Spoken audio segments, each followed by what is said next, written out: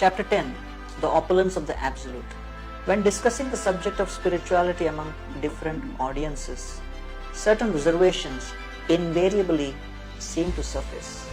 People complain that they cannot see God at work, that He is not manifest in person before their eyes, and they have no direct experience of His existence. Show me God, the skeptics posit, and then I'll believe in Him.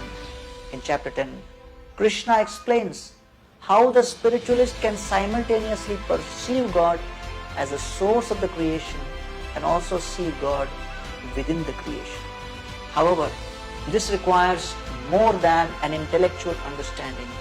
It actually calls for transformation of one's consciousness and revelation from within. Aham sarvasya prabhavo mattah sarvam pravartate iti matva bhajante mam buddha bhava samanvita. I am the source of all spiritual and material worlds. Everything emanates from me.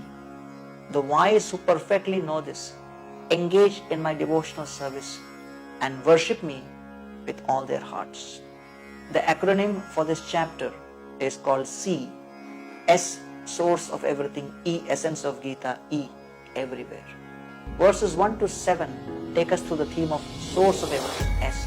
Modern science is founded upon the methodology of ascending knowledge, where one attempts to understand reality in its fullest extent by empirical research and experimentation. Krishna makes a simple but powerful rebuttal of such an approach. He explains how something which has been created cannot understand its source independently. For example, if one wanted to ascertain the identity of their father using a purely experimental approach, it would be highly impractical and most likely inconclusive. However, if one accepts the testimony of their mother first and subsequently experimented, such an approach would more likely be successful. In the same way, all material and spiritual creations have their source in Krishna, and one who approaches Him can get scientific insight into their identity and purpose. Later, Krishna will explain how such knowledge can actually be directly perceived. E stands for Essence of Gita, verses 8 to 11. These 4 verses contain the essence of the Bhagavad Gita and describe spirituality in its 3 essential stages.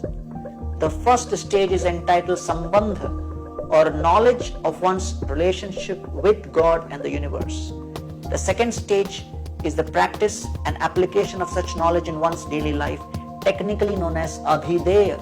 And the third stage is the mature fruit of such practice, which is pure spiritual consciousness and unbounded love of God.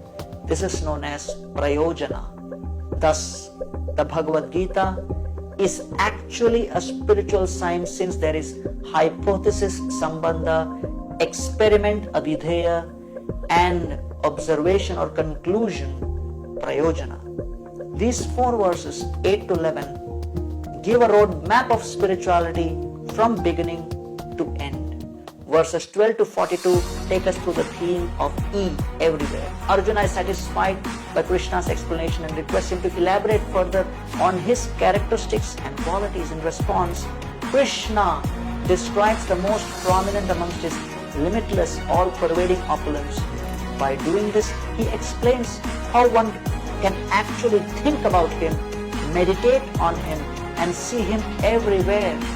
It is not that Krishna is physically all the things he mentions, but rather that He is the source of the opulence of these things, their strength, fame, wealth, and so on.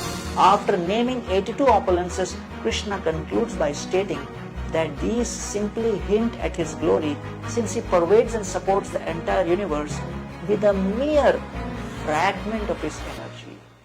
Yad yad vibhutimat sattvam shrimat urjitam eva tat tat evavagachatvam mamatejo sambhava.